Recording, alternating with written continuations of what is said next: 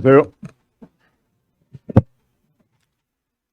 영으로 난 하나님의 자녀들이 영이신 하나님께 그 영과 진리로 예배할 수 있게 주시고, 또 우리의 그 예배 가운데 주님의 임재를 느낄 수 있게 주시고, 신선한 기름을 부으신, 또 즐거움의 기름을 부으신 하나님께 감사를 드립니다. 오늘 말씀은 제가 지난번에 함께 나누었던 배가를 위한 갈망 이어서 좀 드리도록 하겠습니다. 제가 지난번에 이 배가를 위한 갈망, 사무엘 상에 나오는 한나를 예로 들어서 말씀을 드렸었는데, 그때 말씀드리기 앞서서 말씀 서두에 이 창세기 1장 28절 말씀을 인용을 했던 거 여러분 기억하시겠습니다. 거기에 보면 생육하고 번성하라. 자, 이 번성하라는 말이 말 그대로 사실은 배가입니다. 영어로 멀티플라이라고 하는데, 이 멀티플라이라는 말은 계속 숫자가 이렇게 배 이상으로 불어나는 것을 멀티플라이라고 이렇게 말합니다. 근데 이 멀티플라이를 하려면 먼저 뭘 해야 됩니까? 생육하는 일. 그러니까 생육하고 번성하라 이랬는데, 이 번성이라는 말이 배가인데, 이 배가를 위해서는 생육하는 일이 먼저 돼야 합니다. 자, 이 생육한다라는 말, 영어 성경에는 be fruitful이라고 되어 있어요. be fruitful. 그러니까 이 열매를 맺는 것을 가리키죠. 하나님이 나무 혹은 식물을 지으실 때 씨 맺는 나무, 열매 혹은 씨 맺는 채소들을 이렇게 지으셨어요. 그것은 계속해서 생육하고 번성해 나가기를 위해서 그런 것입니다. 사람들에게도 마찬가지죠. 하나님이 남자 여자를 지으시고 그들에게 복을 주어 명령하십니다. 그게 무엇이었습니까? 생육하고 번성하라는 것이었습니다. 자, 그런데 여자가 생육을 하려면, 다시 말해서 자녀를 낳으려면 필요한 조건이 있다고 그랬습니다.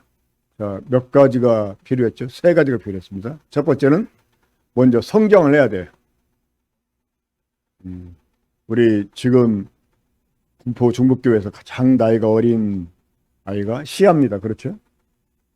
자, 시아, 비록 갓난아이지만 완전한 여자입니다. 그래 안 그래요? 다만 성숙하지 못한 아이죠. 자, 우리 시아가 여자지만 지금 상태에서는 자녀를 낳을 수가 없습니다. 성장해 가야 돼요. 그러니까 영적으로도 마찬가지예요. 우리가 하나님이 기뻐하시는 열매를 맺으려면 성장해야 됩니다. 나에게서 열매가 안 맺혀진다? 그건 내가 영적으로 미숙하기 때문이다 라고 생각해도 무방합니다. 자, 여자가 성장해서도 자녀를 낳으려면 남편이 있어야 돼요. 그렇죠? 이 남편과의 관계가 원활해야 됩니다. 그래야지만 자녀를 낳을 수가 있고, 자, 성장했고 남편 듣는데 자녀를 낳지 못해요. 자, 거기에는 어떤 문제가 있을까요? 이 건강상의 어떤 문제가 있을 것입니다. 그러니까 이 건강해야만 됩니다. 그러니까 성장해야 되고, 남편과의 관계가 원활해야 되고, 그리고 건강해야 됩니다. 우리가 영적으로도 이 열매를 맺으려면, 영적인 자녀들을 우리가 낳으려면 이 세 가지 조건이 우리에게 맞아야 돼요.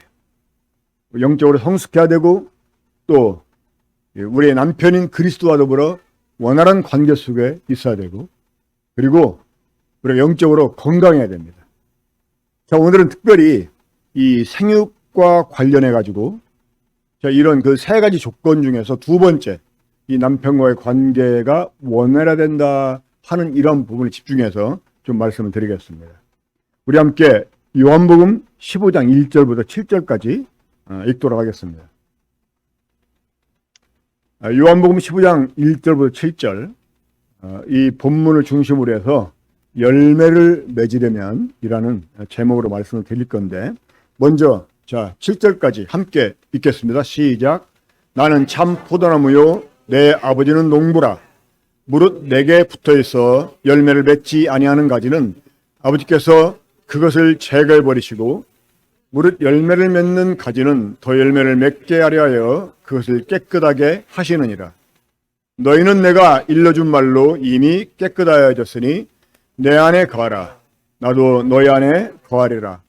가지가 포도나무에 붙어있지 아니하면 스스로 열매를 맺을 수 없음 같이 너희도 내 안에 있지 않으면 그러하리라. 나는 포도나무요 너희는 가지라. 그가 내 안에 내가 그 안에 거하면 사람이 열매를 많이 맺나니 나를 떠나서는 너희가 아무것도 할 수 없으니라. 사람이 내 안에 거하지 아니하면 가지처럼 밖에 버려져 마르나니 사람들이 그것을 모아다가 불에 던져 사르느니라. 너희가 내 안에 거하고 내 말이 너희 안에 거하면 무엇이든지 원하는 대로 구하라. 그리하면 이루리라. 자, 오늘 이 본문 가운데서 요절. 자, 요절은 아주 중요한 구절이라는 뜻이죠. 대체적으로 주일학교에서 요절하면 어떻게 했습니까? 외웠습니다. 그래서 다음 주에 암송 테스트에서 상도 주고 그랬는데 다 외우도록 합시다. 자, 5절만 한번 다시 특별히 읽겠습니다. 시작.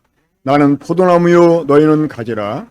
그가 내 안에 내가 그 안에 거하면 사람이 열매를 많이 맺나니 나를 떠나서는 너희가 아무것도 할 수 없음이라. 자, 열매를 맺으려면 자, 우리 주님이 지금 이 포도나무 비유를 통해서 열매 맺는 법을 우리들에게 말씀해 주고 계십니다. 주님이 친 열매 맺는 법을 우리에게 알려주셨는데 자, 이 포도나무 비유 가운데 나오는 좀 주요한 내용들을 한번 다시 검토해 보도록 하겠습니다. 자, 첫 번째는 하나님 아버지는 무엇이시다? 농부이시다.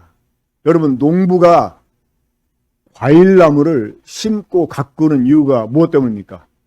열매를 거두기 위해서입니다. 열매를 거두기 위해서. 그러니까 하나님께서는 농부로서 지금 이 포도나무를 가꾸고 계세요. 그러니까 지금 하나님이 우리를 가꾸고 계십니다. 무엇을 기대하시고? 열매를 기대하시고. 그러니까 이 열매를 우리가 맺어야 되는 것은 아주 당연한 일인 거죠. 자, 두 번째, 이 포도나무 비유를 통해서 우리가 알게 되는 것은 예수 그리스도는 포도나무고 우리는 가지라고 하는 것입니다. 그러니까 이 주님과 우리와의 그 관계를 우리가 잘 인식하고 있어야 됩니다. 주님은 나무가 되시고 우리는 그 나무에 붙어서 열매를 맺게 되는 가지라고 하는 것입니다. 자, 우리가 세 번째 기억해야 될 것. 열매는 가지에서 맺힌다는 거예요. 주님은 제자들에게 주님을 믿는 사람은 주님이 행하신 일을 그도 행할 것이요 그보다 더 큰 일을 하라 이렇게 말씀했습니다. 자, 주님이 이 땅에 계시면서 하신 일하고요. 나중에 주님이 승천하고 나서 성령이 오시고서 제자들이 한 일하고 누가 더 큰 일을 했습니까? 사실은 제자들이 더 큰 일을 했어요. 그렇죠? 주님은 몇 명 얻었어요? 11명의 제자에다가 120명의 이제 그 성도들. 물론 그 500여 사람들에게 일시에 주님이 부활하신 것을 보여주기도 했었습니다만은 3년 동안 주님이 500명까지 얻었다고 합시다. 베드로는 일시에 몇 명? 3,000명. 또 5,000명. 또 사도 바울은 전 세계를 다니면서 얼마나 많은 사람들을 얻었습니다. 또 얼마나 많은 교회를 세웠습니다. 그러니까 주님은 나무로서 가지를 뻗는 일을 하시고 그 가지로 하여금 열매를 맺게 하는 일을 하셨어요. 주님은 포도나무가 되시고 우리는 가지가 되는데 이 열매는 가지에서 맺혀지는 거예요. 그 열매를 맺지 못하는 가지, 그 가지를 잘라내지 나무를 잘라내지 않아요. 그렇죠? 가지는 열매는 가지에서 맺힌다. 그리고 우리에게서 열매가 맺힌다고 하는 것입니다. 자, 또 하나 중요한 사실. 오늘 아마 이 말씀의 포인트가 될 건데요. 열매를 맺기 위해서는 어떻게 해야 돼요? 가지가 나무에 붙어 있어야 돼요. 붙어 있음에도 불구하고 열매를 맺지 못하는 가지가 있다는 게 또 문제가 되긴 합니다만은. 자, 농부는 열매를 맺는 가지와 맺지 못하는 가지를 관리를 합니다.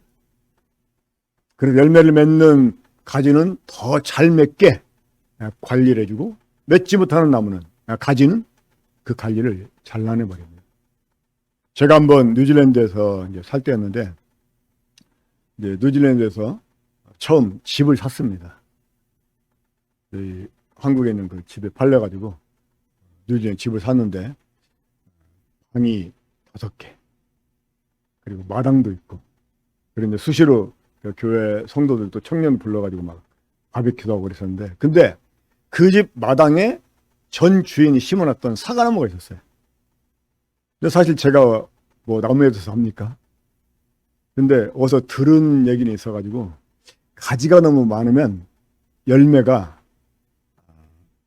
별로 이렇게 굵어지지 않는데 또 맛도 없어지고, 그래가지고 가지치기 한다고 너무나 많이 잘라놔가지고 나무가 죽어버렸어. 그냥 뭐 음식물 쓰레기도 막 묻어주고 청성을 차있는데 한 개도 맺지 못하더라고요. 그러니까 농부가 잘못된 거죠, 사실. 근데 우리 하나님은 아주 탁월한 농부시잖아요. 우리가 열매를 맺을 수 있도록 하나님이 농부로서 우리를 관리하고 계신다는 사실, 우리가 포도나무 비유를 통해서 보게 됩니다. 아무튼 중요한 것은 이겁니다. 뭐냐? 열매를 맺어야 한다는 것입니다. 왜? 하나님이 우리를 열매를 맺게 하려고 택하셨기 때문입니다. 자, 우리 한번 요한복음 15장 16절 읽어보겠습니다. 시작. 너희가 나를 택한 것이 아니요 내가 너희를 택하여 세웠나니 이는 너희로 가서 열매를 맺게 하고 또 너희 열매가 항상 있게 하여 내 이름으로 아버지께 무엇을 구하든지 다 받게 하려 합니다. 자, 하나님이 우리를 택하여 세우신 이유가 무엇 때문이라고요? 열매를 맺게 하려고. 그러니까 열매를 맺어야 되는 일은 당연한 것입니다. 오히려 못 맺는 게 문제가 되는 것입니다. 그러니까 우린 열매를 맺어야 돼요. 그럼 우리가 열매를 맺으려면 어떻게 해야 될까요? 의외로 간단합니다. 자, 그것은 오늘 요절인 그 요한복음 15장 5절 말씀처럼 우리가 주님 안에 거하고 주님이 우리 안에 거하시면 됩니다. 쉽게 말하면 우리가 주님께 붙어 있으면 된다는 거예요. 붙어 있으면. 자, 우리 요한복음 15장 5절 요절인데 다시 한번 읽겠습니다. 함께 읽죠. 시작. 나는 포도나무요 너희는 가지라. 그가 내 안에 내가 그 안에 거하면 사람이 열매를 많이 맺나니 나를 떠나서는 너희가 아무것도 할 수 없음이라. 자, 열매를 맺는 아주 간단한 방법. 그죠? 뭡니까? 우리가 주님 안에 거하고 주님이 우리 안에 거하면 되는 거예요. 자, 이걸 쉬운 말로 뭐라고 한다고요? 우리가 주님께 딱 붙어 있으면 된다는 거예요. 붙어 있으면. 그런데 그냥 붙어 있다고 되는 건 아니죠. 그렇죠? 주님께 붙어 있으면서도 열매를 맺지 못하는 이러한 가지가 있지 않습니까? 사실 이제 붙어 있으면 되는데 이 붙어 있다고만 되는 건 아니고 우리가 붙어 있다는 거, 곧 다시 말해서 우리가 주님 안에 거하고 주님이 우리 안에 거한다는 것이 뭘 의미하는 건지를 우리가 제대로 알아야 돼. 그걸 활용하게 되면 우리들이 열매를 많이 맺을 수 있게 된다는 것입니다. 자, 이 가지가 나무에 붙어 있다는 것은 다음에 3가지를 포함합니다. 자, 이것은 신앙생활의 전부다라고도 말할 수 있어요. 자, 첫째 무엇일까요? 그리스도와의 연합, 그리스도와의 교제, 또 그리스도와의 동행. 이 3가지가 신앙생활의 전부예요. 근데 우리가 주님 안에 거하고 주님이 우리 안에 거한다고 하는 것, 우리가 주님께 붙어 있다고 하는 것은 이 3가지를 다 포함합니다. 근데 이 3가지에 한 개라도 문제가 된다 그러면 열매가 맺혀지잖아요. 이 가지가 나무에 붙어 있음에도 불구하고 열매를 맺지 못하는 경우가 있는데 바로 이 세 가지 중에 하나의 문제가 생겨나서 그럴 수 있다고 하는 것입니다. 그리고 이 말씀은 이 소극적인 말씀이 아니라 사실 적극적으로 받아야 되는 그리고 실행해야 되는 말씀이에요. 대체적으로 그 요한복음 15장 이 포도나무 비유를 인용하는 경우를 보면 적극성보다는 소극적인 면이 많이 강조가 돼요. 우리가 스스로 뭔가 할 수 있다라고 생각하고 막 주님 없이 기도 없이 막 우리가 우리 그 육신적인 생각대로 해서는 안 된다. 그러면서 주님 안에 거해야 된다. 이런 식으로 얘기를 하거든요. 그러니까 이런 식의 이야기는 사람을 더 소극적으로 만들어 버려요. 그런데 우리가 주님 안에 거하고 주님 우리 안에 거한다고 하는 것은 사실 소극적인 것이 아닙니다. 오히려 적극적이 돼요. 너희가 내 안에 거하고 내가 너희 안에 거하면에서 우리가 주님 안에 거한다고 하는 것은 물론 맨 처음에는 좀 제한적이 돼요. 제한적. 그리고 우리가 주님을 철저하게 의존하고 붙어 있어야 된다 하는 걸 의미하고 또 주님 우리 안에 거한다고 하는 것은 주님 우리 안에서 행하시고 우리를 통해서 열매를 맺으신다 하는 의미인데 이것이 기본적인 것만 생각하면 좀 소극적으로 우리에게 다가올 수가 있어요. 하지만 그 안에서 되어지는 일들을 이렇게 보면 우리가 상당히 적극적이어야 돼요. 그래야 열매를 맺을 수 있게 됩니다. 자, 우리가 그러면 어떻게 할 때 주님 안에 거할 수 있을까요? 어떻게 할 때 주님 우리 안에 거할 수 있을까요? 자, 먼저 주님이 우리 안에 거하시게 하는 방법 뭡니까? 우리가 주님 안에 거하면 됩니다. 내 안에 거하라 나도 너희 안에 거하라 이렇게 말씀했잖아요. 그러니까 주님이 우리 안에 거하시게 하려면 우리가 주님 안에 거하면 돼요. 그럼 주님 안에 거한다는 게 뭘 의미하느냐? 또 우리가 주님 안에 거하려면 어떻게 해야 되느냐? 자, 아까도 말씀드렸지만 우리가 주님 안에 거한다고 하는 것은 제한, 이 제한을 받는 것입니다. 사랑하는 여러분, 이 물고기는 철저하게 물에 배어 있어요. 그래 안 그래요? 이 물고기는 물을 떠나서 살 수가 없어요. 뭐 행동하지 못하는 것만 아니라 살 수가 없어요. 그리고 이솝우화에 이런 얘기 나오잖아요. 어떤 물 웅덩이에 물고기 한 마리가 살고 있었는데 여우가 지나가다가 그 물고기를 잡아먹고 싶어가지고 그 물고기가 물가에 나오면 탁 뛰어들어가면 어때요? 금방 또 깊은 데 들어가고. 그러니까 잡을 수가 없어. 어느 날 여우가 꾀를 냅니다. 어떤 꾀를 내죠? 물가에 앉아가지고 혀를 차면서 막 물고기한테 너무나 불쌍하다고 얘기하는 거예요. 야, 이 세상이 얼마나 넓은데 너는 이렇게 조그만 웅덩이에 갇혀가지고 평생을 살아야 되냐. 너 참 불쌍하다. 너 나와봐. 얼마나 세상이 넓은데. 자, 그 말을 듣고 물고기가 자기를 돌아보니까 너무나 자기가 정말 한심하고 처량하게 여겨지는 거예요. 그래가지고 어떻게 했어요? 자유를 선언하고 뛰쳐나왔어요. 어떻게 됐겠습니까? 자유는 고소하고 여우의 밥이 되어버렸죠. 그러니까 이 물고기는 철저하게 물에게 배어 있어요. 여러분, 우리가 주님 안에 거한다고 하는 것은 이러한 제한을 의미합니다. 생수의 근원되는 주님을 떠난 것이 사람들의 첫 번째 악이었잖아요. 우리 사람은 주님을 떠나서 살 수가 없어요. 왜? 주님 우리의 생명의 근원이시기 때문에. 그러니까 우리가 주님 안에 거한다고 하는 것은요, 나를 제한하는. 그러니까 주님이라고 하는 테두리 안에 나를 가둬놓는 거예요. 그런데 물고기는 철저하게 물에 배어 있지만 어떻습니까? 물속에 있을 때 가장 자유로워요. 그래 안 그래? 물고기는 물속에 있을 때 가장 자유롭고 생명력을 왕성하게 사용할 수가 있어요. 우린 주님께 철저하게 매이지만 우리가 주님께 매일 때 진짜 우리에게 자유가 있다고 하는 거예요. 이 주님 안에서 이 자유를 제대로 누리게 되면 오히려 주님을 떠나는 것 자체를 비극이라고 생각을 하게 됩니다. 본인 스스로. 또 우리가 남녀 간에도 사랑하면 서로에게 매이게 되잖아요. 그렇죠? 하지만 사랑함으로 상대에게 매이게 되는 것 오히려 행복이라고 생각하지 않습니까?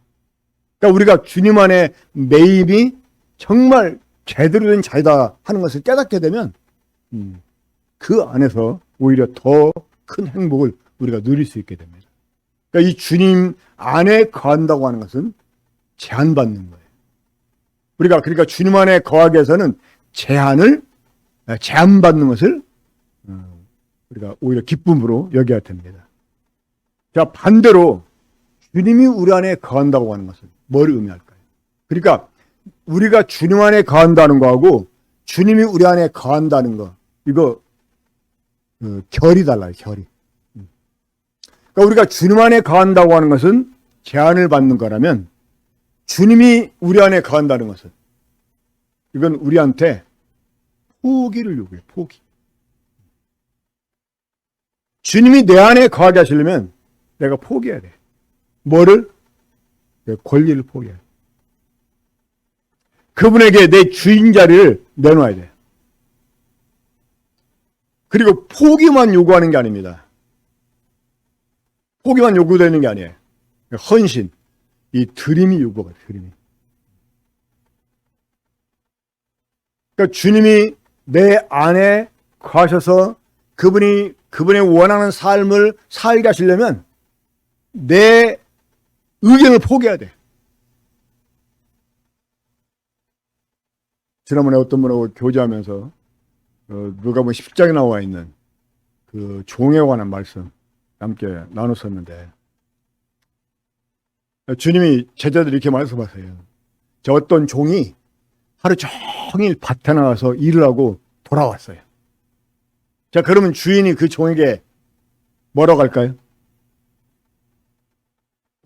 자, 하루 종일 밭에서 일하고 지금 종이 돌아왔어. 근데 내가 주인이야. 그 주인이 종한테 뭐라고 말해요?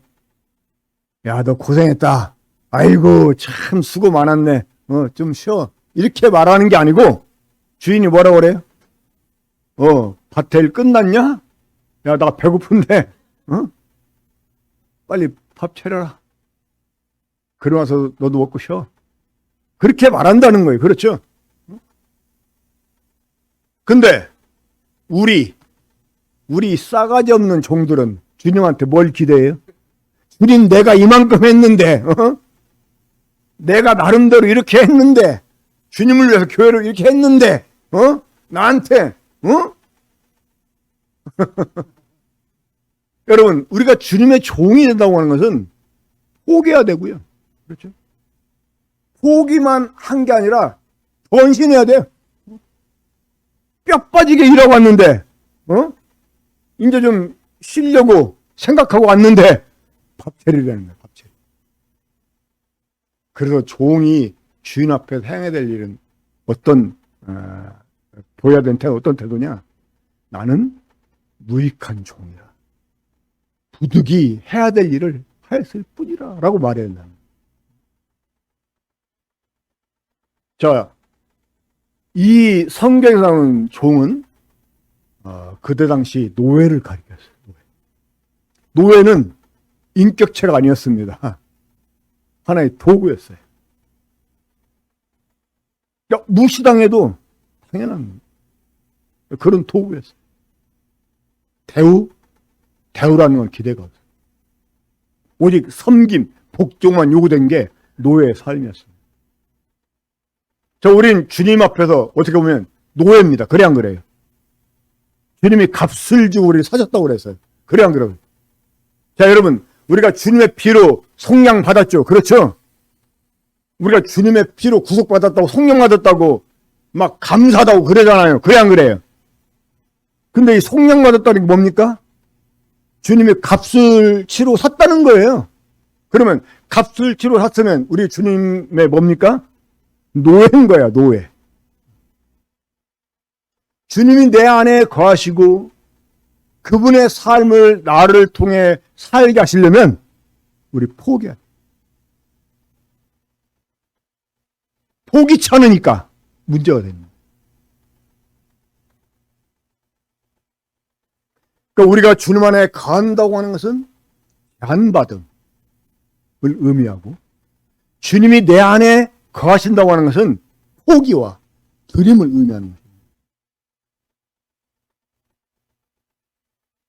주님이 제자들에게 내 안에 거하라 이렇게 말씀하셨어요. 자, 이런 내 안에 거하라 이렇게 주님 말씀하신 것은 여러분, 이것이 말처럼 쉬운 일이 아니기 때문에 그런 거예요. 우리 맨 처음에 구원받고 이 구원의 기쁨과 감격이 있었을 때는요, 자동적으로 우리가 막 주님께 붙어져. 근데 그게 사실 1년도 못 갑니다.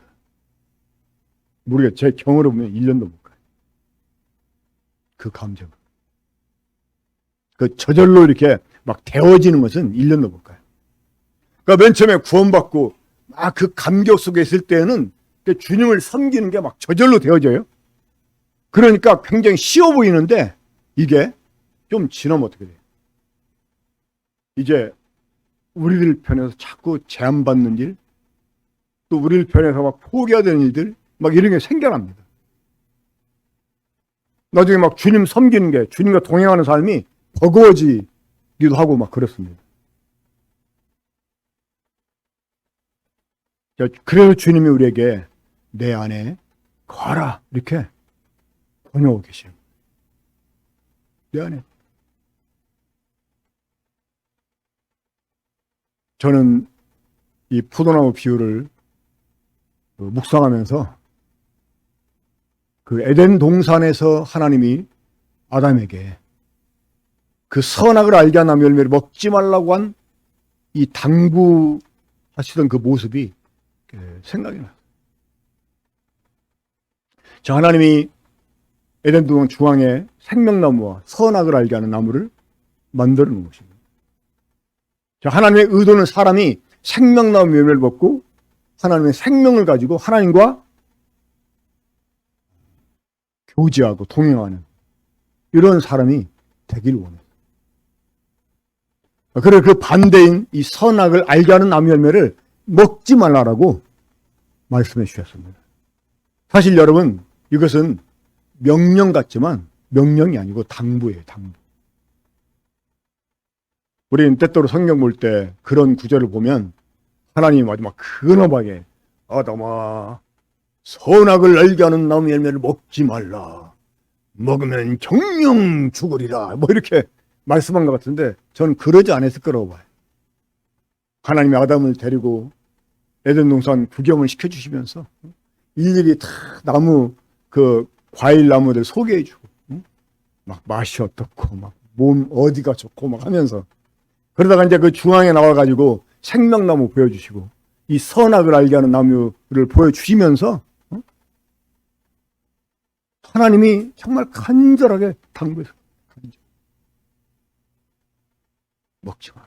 먹으면 죽는다. 먹으면 너와 내 관계가 끊어져. 너를 향한 내 계획이 수포가 돼. 이러면서 먹지 말라. 그때 하나님의 마음으로 지금 주님이 제자들에게 말씀하고 있는 거예요. 내 안에 거하라. 내 안에 거하라. 우리가 주님 안에 거해야 되는 당위성이 있죠. 무엇입니까? 우리가 주님 안에 거하지 않으면 우린 죽어요. 가지가 나무에 붙어 있지 않으면 죽잖아요. 우리가 주님 안에 있지 않으면 죽어요. 비록 주님 안에 거하는 것이 나를 상당 부분 제 안에 두지만 그것이 바로 내가 사는 길이고, 아니 오히려 그 안에 진짜 자유가 있고, 그래야 주님이 내 안에 거하시면서 열매를 많이 맺을 수 있기 때문에 우리가 주님 안에 거해야만 된다고 하는 것입니다. 자, 그럼 우리가 주님 안에 거하기 위해서 무엇이 필요할까요? 보시면 주님이 우리의 생명의 근원이심을 인정을 해야 됩니다. 우리가 주님 안에 거하기 위해서 주님이 내 생명의 근원이시다, 이걸 철저하게 우리가 인식해야 돼. 아까 말씀드렸지만 이 물고기가 물을 떠나 살 수 없음 같이 나는 절대로 주님 떠나 살 수가 없다. 이 사실을 우리가 인식해야 됩니다. 그리고 두 번째는요, 요즘 우리 사람들한테, 성도들, 현대 성도들한테 이게 부족해요. 요즘 이런 얘기 잘못 꺼내면 좀 시대에 뒤떨어진 사람처럼 취급받아요.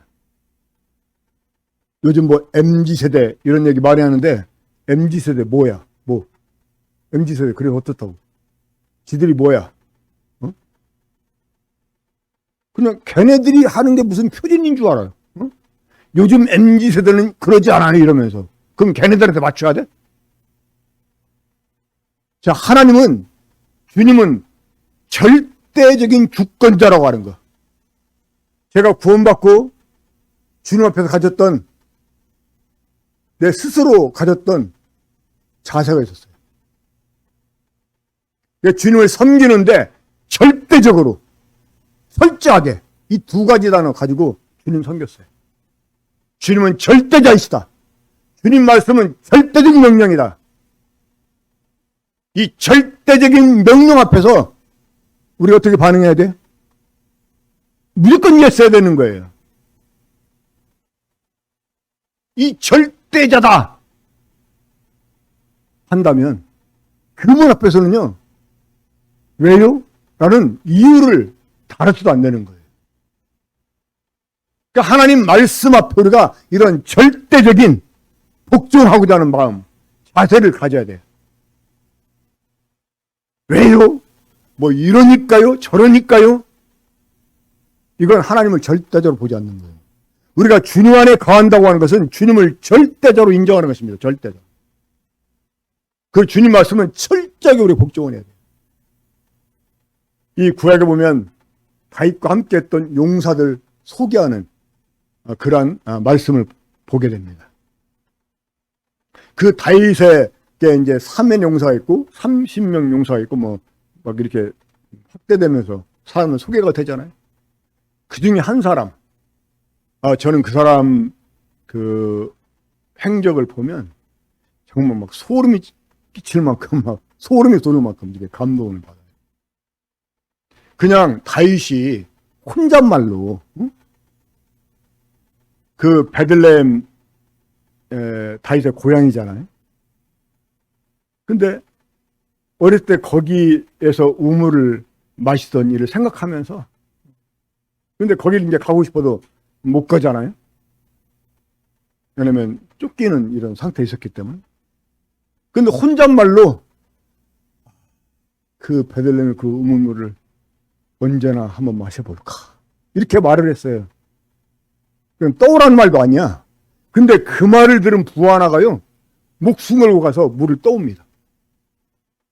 다윗이 그걸 보고 막 어떻게 했어요? 차마 마시지 못한 거예요. 그 사람 목숨 걸고 길어온 물인데 그 물은 그 사람의 생명이나 마찬가지예요. 하나님 앞에 그 물을 따라드리고 물을 마시잖아요. 그냥 다윗이 혼잣말로 한 거예요. 혼잣말로. 근데 얼마나 충성스러웠으면 다윗이 혼잣말을 했는데도 그 말을 중한 말 명령처럼 여겨가지고 목숨 걸고 자기 상전이 원하는 물을 떠온 거예요. 우리가 주님 안에 거한다고 하는 것은 정말 그분을 절대적으로 인정하는, 절대적. 그러니까 지금 그래서 주님이 제안하는 거예요. 내 안에 거하라. 응? 그냥 무조건 거하게 하면 되지. 우리 그분은 우리를 그 속량하신 우리의 주인이시니까 무조건 거하라 하면 되는 건데, 거하라 제한하잖아요. 제한이 필요하기 때문에. 그분이 생명의 근원이라는 것, 그분이 절대적인 주권자라는 것. 그리고 세 번째는 그분에게 생명의 능력이 있다고 합니다. 그러니까 그분 우리의 생명의 근원일 뿐만 아니라 우리가 그분 안에 거하게 되면 그분으로부터 생명의 능력을 공급받습니다. 이 삶의 능력을 공급받게 돼요. 그리고 네 번째는 주님 우리 영광이 되시고 모든 것이 되시는 분임을 인정해야 됩니다. 자, 그리고 주님 우리 안에 거하시게 하려면 어떻게 해야 될까요? 내 안에 거하라. 나도 너의 안에 거하라. 자, 우리가 때로 주님 안에 거하고 있다고 하면서도요, 주님 우리 중심에 두지 못할 수도 있습니다. 우리는 주님을 우리 안에 거하시게 하기 위해서 기본적으로 우리의 중심의 자리를 그분께 드려야 돼요. 기꺼이 주님 말씀에 순종하고자 해야 됩니다. 그리고 언제라도 주님이 나를 사용할 수 있도록 헌신해야 됩니다. 이런 마음의 자세 없이 주님 우리 안에서 행하시는 일을 우리가 기대할 수가 없습니다. 자, 우리는 주님 없이도 부흥하는 교회를 요한계시록 3장에서 찾아볼 수 있습니다. 바로 라오디게아 교회. 라오디게아 교회. 자, 라오디게아 교회의 특징이 무엇이었죠? 주님이 없었어요. 그런데도 스스로 부흥했던 이런 교회였습니다. 오늘날 현대 교회들의 모습이죠. 자, 라오디게아 이름의 뜻이 뭡니까? 라오라고 하는 말은 백성이라는 뜻입니다. 그러니까 디케아라는 말은 법정 의미하기도 하고 의견, 그리고 그들의 정의를 가리킵니다. 정의. 그러니까 백성들의 의견에 맞게 일을 처리하는 교회. 이게 라오디게아 교회. 그러니까 하나님의 뜻이 중심에 있는 것이 아니라 사람들의 의견이 중심에 있는 교회. 사람의 의견에 좋을 대로 행하는 교회. 그래서 교회는 커집니다. 저는 앞으로 좀 더 날 풀리면 산무 시내에 가서 좀 외치려고 합니다. 근데 저는 일단 주님에 관해서 치기보다는 좀 우리 교회에 대해서 외치고 싶은 이런 생각이 있어요. 이 군포 시민들한테 죄송하다고 얘기하면서 이제 우리 교회를 알리게 돼서 죄송하다고 하면서, 그러니까 오늘날 교회들을 보세요. 네, 유명한 교회들 많고 유명한 설교자, 목사들이 많지만 정말 그런 교회 가운데 주님이 보이지 않는 것, 이건 정말 심각한 문제 아닙니다. 한국 현대사에 오늘날같이 기독교인들이 많았던 때가 없었잖아요. 물론 지금은 이제 마이너 성장을 한다고 하지만, 그런데 더 많은 욕을 먹어요. 그 이유가 무엇 때문입니까? 교회 수는 많아졌지만, 목사 수는 많아졌지만 주님이 보이지 않는 거예요. 그러니까 교회인데 주님이 없는,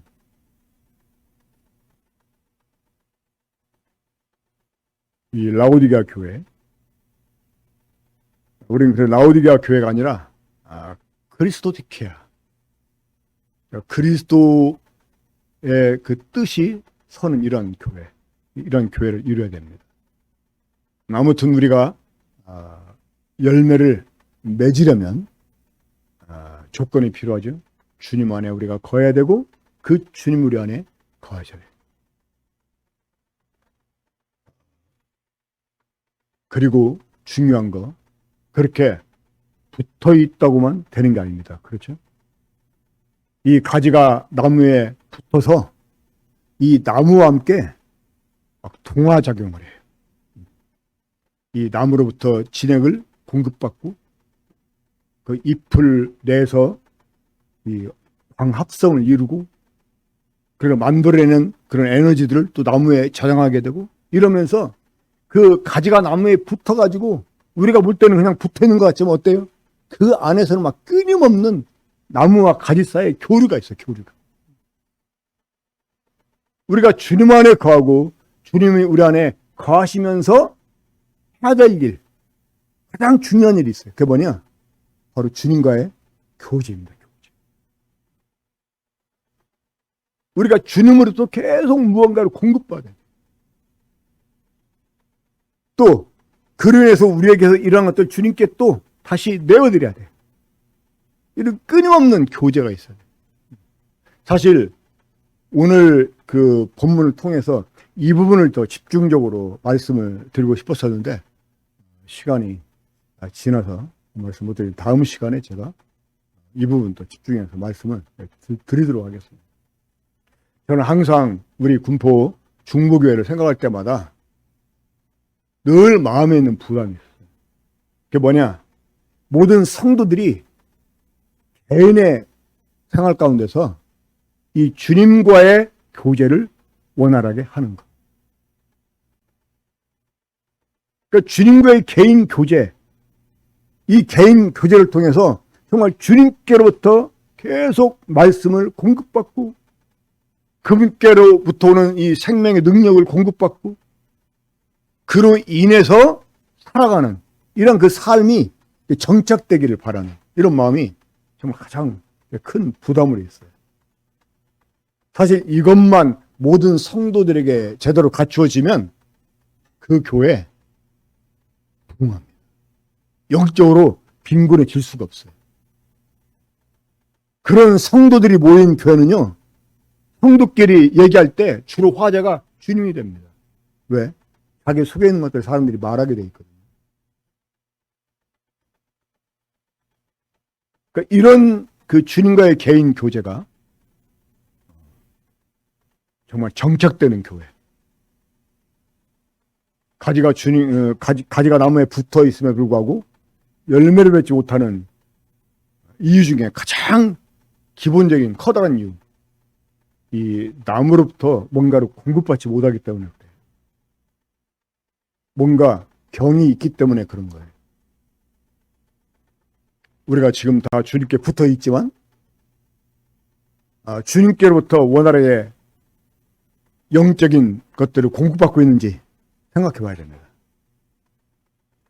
그리고 그것 때문에 내가 내 영 가운데서 일어난 어떤 작용들을 가지고 또 주님을 내가 섬기고 있는지 이거 체크해 봐야 됩니다. 그래서 이러한 부분이 모든 성도들에게